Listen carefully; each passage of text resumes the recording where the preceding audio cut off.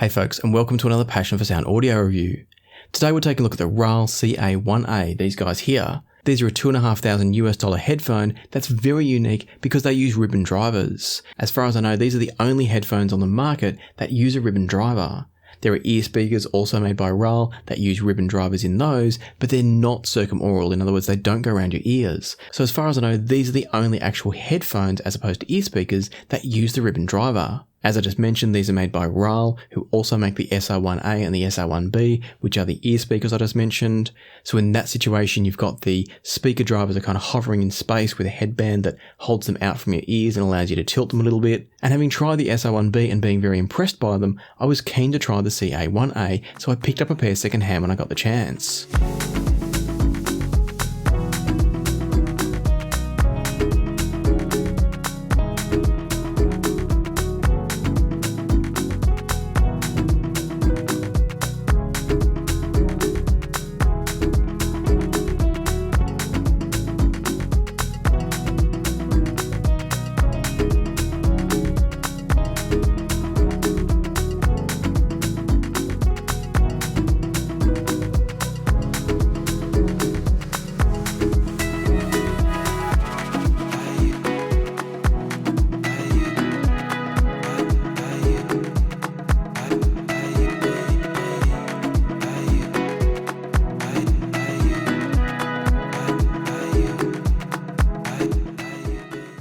If you happen to decide to buy a pair of Raal CA1As, what you'll get in the setup, if you get it like I've got it here, is a few different bits and pieces to make these work. Because they're a ribbon driver, and ribbon drivers are a bit different from planar magnetics, they need a few extra pieces.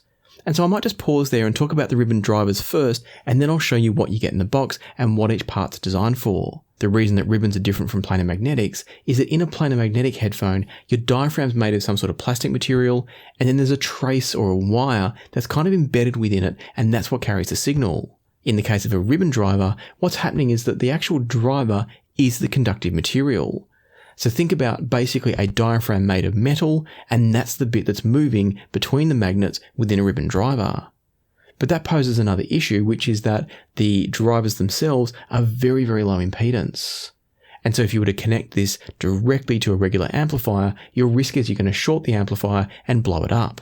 And so that brings us back around to what you get if you buy yourself a pair of CA1As. And that is that in addition to the headphone, you also get this box here. Now you can buy it without the box if you don't need it. If you've got a different amplifier that will drive ribbons happily, then you can just do that. But if you're like me and you've only got regular headphone amps, then you'll buy it with this box. And the $2,500 price tag I quoted before, that was the price when I wrote my notes for the box and the headphones all combined. What this box is going to do for you is it's going to basically cover the impedance mismatch between the very, very low impedance of the ribbon drivers and whatever your amplifier might like to see.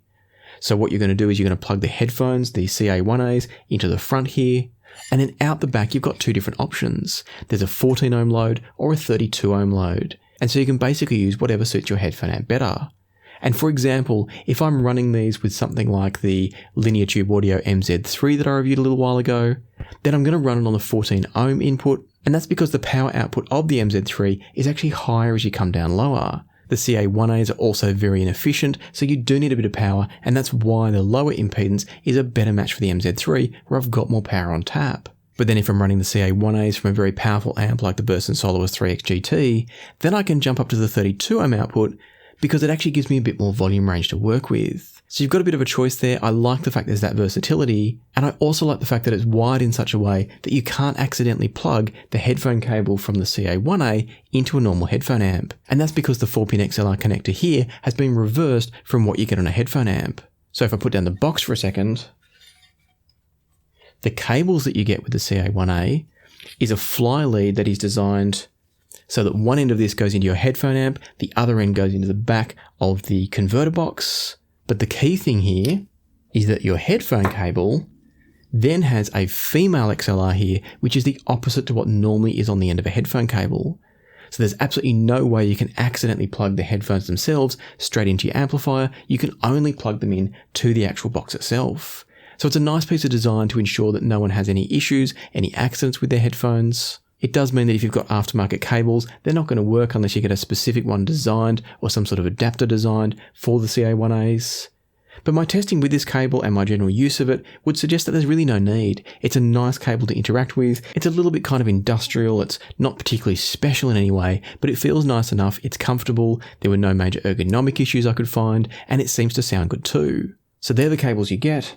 And then the other thing to mention are the pads. Now, I'm not sure exactly which pads it normally comes with. The person I bought these from had 3 different pads available, but I think 2 of them are standard. One of them was an extra, but the extra one might actually be a new one that's replacing an old one. So it all got a bit confusing for me as to which one's correct, and I'll leave you to check out the website and the options there if you're interested. But what I've got here with these headphones is I've got 2 sets of fully closed pads. What I mean by that is it's a closed ring. And then fitted to the headphones at the moment, I've got pads that are kind of an open ring. So if I find the right way to hold that, you can see at the top here where my finger is, there's a bit of a cutout. And in fact, I might even take these off quickly. As you can see, they come off and go on really easily. So if I hold that up now, you can really easily see it's kind of a split donut. And so you've got a set of pads like this with the split, and then I've got 2 different closed pads that are made of different materials. So this one's a little bit harder. This one over here is a little bit softer. It compresses a little bit more. And so different pads give you different sounds, as we've experienced before with, say, the ZMF headphones. And that's definitely the case here as well, and I'll get to it in a second. But before I get to the sound of the pads, I do want to talk a bit about the design and the build of the headphones themselves, and the pads as a part of that. One of the things you might have noticed as I'm flipping these around is that they're a very basic looking design. On the back, you've got this really simple kind of just plastic sheet that's been cut to a certain shape. And then adhered to that somehow is this foam padding. So there's no kind of leather wrapping around it or over the top. There's no velour. It's literally just bare foam attached to these plastic discs. And it's an interesting approach. It doesn't look great. Fitting them's pretty easy. You've got these notches at the top and bottom of each pad that just kind of clip into little locators on the headphones themselves. So that's fine. They're not a headphone that needs a specific amount of seal between the pad and the headphone cup itself. So that doesn't seem to be an issue. So at first glance, you might think this looks a bit dinky and doesn't feel so good, but in usage, it actually works just fine, and the pads are pretty comfortable. If we move on though to the headphones, taking a look at these is really interesting. You've got this incredibly kind of beautiful and spectacularly engineered ribbon driver here that's then encased in a kind of polycarbonate finish. It's clearly been engineered with all sorts of angles to diffuse reflections and stuff like that, but it kind of looks and feels like it's come out of a 3D printer, and therefore looks and feels, for some people at least, a little bit backyard. Now, I don't mind it. I quite like the look of them in many ways, but I've also seen some people complain about the look of them, and I totally understand. On top of that, you've got this pressed metal headband that is essentially just strips of metal that have been twisted and bent into the right shape. And then you've got this very floppy, as you can see here, very floppy leather suspension band that's connected with this little sort of button system. So you've got multiple holes punched in the actual band, and then you just pull it off those little buttons and move it to the level you want and push it back on the buttons. All of it's perfectly functional. It's very comfortable. I don't mind the industrial design, but I do understand that for $2,500 US, some people are looking for more. It's not at all a reason that I wouldn't buy these or own a pair of these, but it is something I can see some people being put off by, and I can't wait to see if Raal introduce a CA2A one day that's just got a little bit more polish and finish to it. It probably won't be any better made, to be honest. It's just going to look and feel a bit more special. But there's nothing wrong with the sturdiness, the general build quality, the comfort. Everything about these is great. It just doesn't look and feel as special as $2,500 could.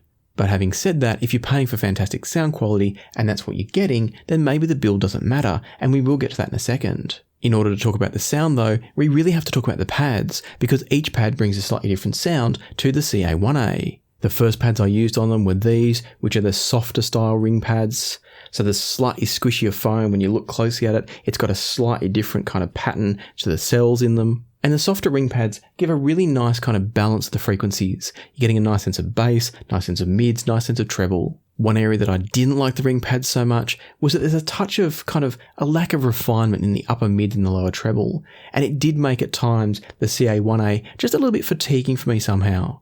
So it brought a bit of extra bass, which helped the warmth compared to the stock pads, which are the split ones. I'll talk about those in a second. It did bring a bit of warmth to the headphones, but it didn't offset that kind of lack of refinement that I felt coming from those pads. I don't know if somehow there's some reflections going on within the pad structure itself, or what it is exactly. But the end result for me was a headphone that I enjoyed from a tonal point of view, but not so much from a fatigue point of view. And it wasn't that I had excess treble or something like that, it was the quality of the sound was fatiguing, not the actual frequency response, if that makes sense. Indeed, the frequency response I found really, really enjoyable because it did have a bit of bass, as I've already mentioned, but it also had a great sense of clarity and energy and attack. Ultimately, what I heard when starting off with those pads was a sound that was very, very articulate, very speedy. Ribbon drivers are fantastic because the driver is the diaphragm. It's normally an incredibly responsive sound, and that was mostly true with those pads on there. It was just that slight sense of fatigue that left me a little bit underwhelmed. Moving over to the firmer ring pads, so that's these here, and these brought a punchier sound to the headphone. There was just a bit more thump from the bass, a bit more energy and push from it, but at the same time it brought shoutier mid-range. So all of a sudden that fatigue level went up a bit more because there was just this shoutiness, this forcefulness to the sound that I didn't enjoy so much. And in some ways I almost found like these kind of firmer ring pads, I almost found like they were giving me a sound that was a bit too rich and a bit too full. It was robbing some of the magic of the ribbon drivers. One of the great things about the ribbon drivers is the quality of vocals and upper mid-range. It's so speedy and resolving that once you add that extra bass and that extra thump, it just kind of took away or maybe even masked some of the benefits of those ribbon drivers. And so for me, the firmer ring pads pretty quickly went out of favour. I didn't really listen to them much at all after that. And it came down to the softer ring pads and what I'm calling the split ring pads. Moving over to the split ring pads, and this was the sound that I expected. Having heard the SR1A, or actually the SR1B, and just loving the quality of the image and the way that all the sound was laid out around you, that's what the split ring pads were bringing to the sound of the CA1As. They weren't quite reaching the levels of the SR1B. That ear speaker design where it's further away from your ears is very hard to match with a closed-in headphone. Not that there's a closed back, but they're fully enclosed around the ear. They couldn't quite match the SR1B because of that, but it was still much closer to what I expected. I do have to admit that I was hoping for just a touch more refinement from the sound. There was still just a little bit of, I can only say lack of refinement. I can't even find a word to sum it up because it wasn't specific enough that I'd say it was harsh or it was peaky or it was shouty or anything like that. It just wasn't quite as smooth and refined as I wanted it sometimes. But having said that, they're still a very enjoyable headphone, and with the split pads for me, I think they're really fantastic. Unfortunately, that split design does mean that they suffer from a bit of bass roll-off. So if you are a fan of bassier headphones, which generally I am, they're maybe not the best choice from that point of view. But by having that bass roll off a bit, it does let you kind of really focus in on that quality of the ribbon drivers that I said before and that beautiful ethereal sense to the mid-range. There's just a realism and a transparency and a speed and a resolution that these are fantastic for when it comes to mid-range sounds. I should be clear that there is still some punch from these. They don't completely lack bass, and when the bass is there, they've got a bit of kind of impact from them, which was impressive. But there's definitely, as you can see in the graphs, a level of roll-off with the split pads, and that does detract from them for me for those genres where you want a bit of extra oomph. And so for me at this point, as I listen to them in isolation without comparing them to anything, they're a headphone that I'd say, if I was to keep them, I would most likely use them with the split pads. I think the split pads bring out the magic of the ribbon drivers better than the other two options. Occasionally, I might put the softer closed ring pads on. That gives you a little bit of extra bass, but it does steal that quality of the mid-range, and it becomes just a tiny bit harsh at the top end. Just unrefined is probably a better word.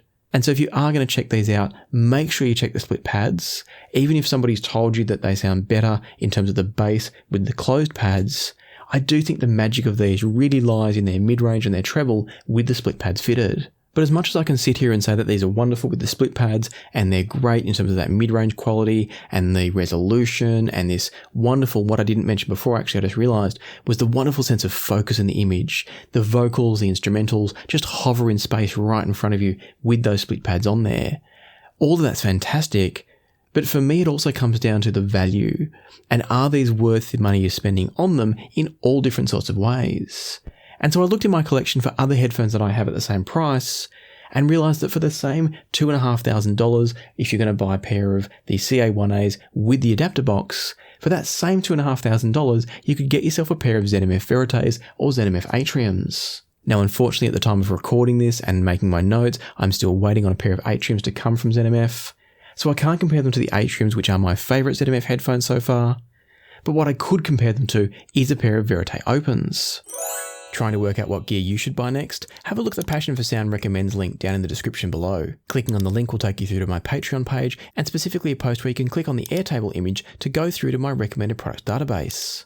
Once you're in the database, you can use the filter button up the top to choose which sorts of product types you want to have a look at, maybe headphones, maybe DACs, maybe amps. Choose the one or ones that you want to see from this list, and then you can also sort the list by price if you want to, or other features as well. You'll then see a consolidated list just of the product types you want to have a look at, including things like what the retail price was when I last checked. You've got links to my reviews of each product, and then also links to where you can go and buy them. Feel free to play around with the filters and sorting options as much as you like to find the gear you're looking for, and I hope that this database points you in just the right direction for you. So happy hunting, happy listening, and now let's get back to the review.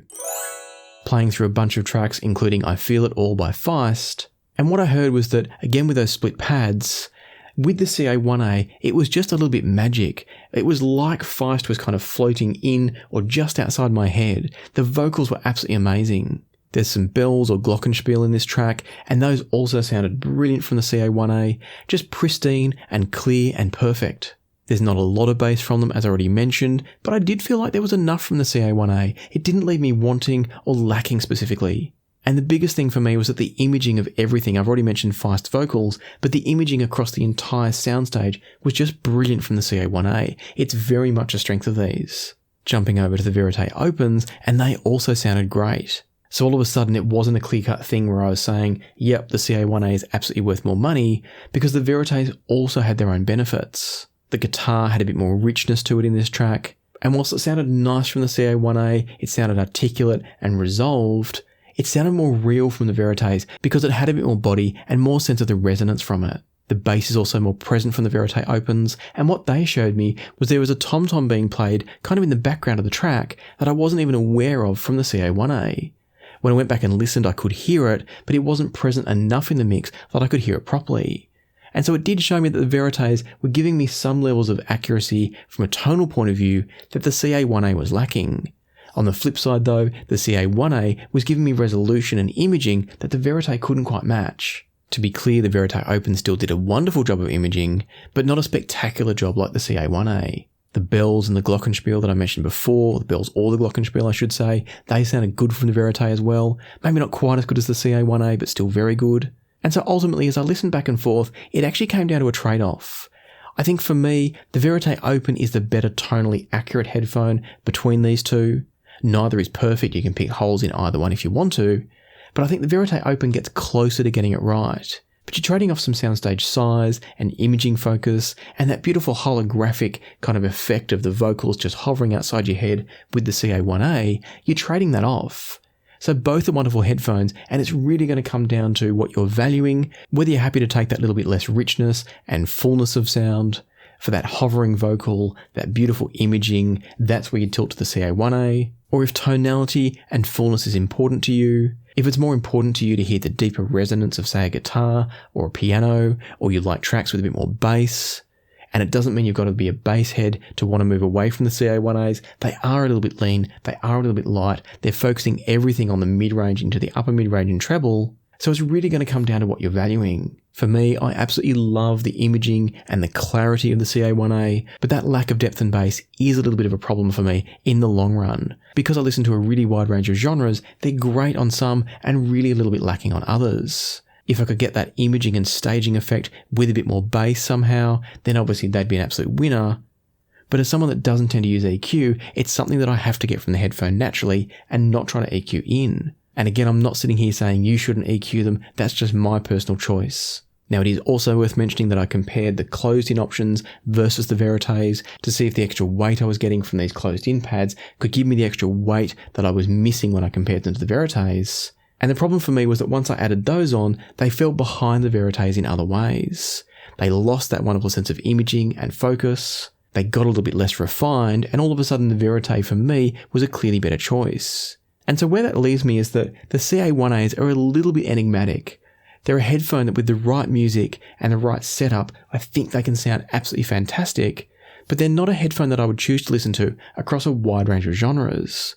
And therefore with $2,500 to spend, I would probably go for a Vérité or an Atrium. But having said that, if you listen to genres where bass is not so important, or if you've got a source chain that you know is already quite bass strong, then the CA1A could be an absolutely marvelous addition.